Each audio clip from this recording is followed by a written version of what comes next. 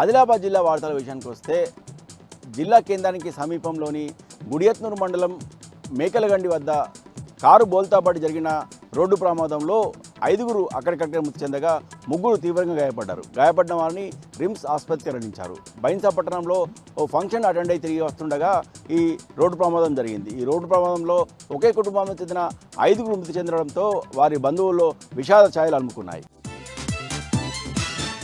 ఇక మరో వార్తా విషయానికి వస్తే రేపటి నుంచి ప్రభుత్వము విద్యాసంస్థలకు దసరా సెలవులు ప్రకటించిన నేపథ్యంలో పలు విద్యాసంస్థల్లో ముందస్తు బతుకమ్మ వేడుకలను ఘనంగా నిర్వహించారు.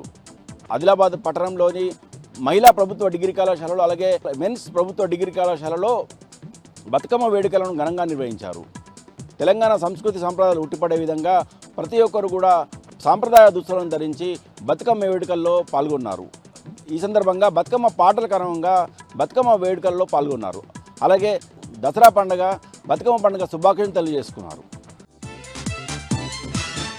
ఇక నిర్మల్ జిల్లా వార్తల విషయానికి వస్తే ఈరోజు అంతర్జాతీయ వయోవృద్ధుల దినోత్సవం సందర్భంగా జిల్లా కేంద్రంలో ఘనంగా అంతర్జాతీయ వయోవృద్ధుల దినోత్సవాన్ని నిర్వహించారు.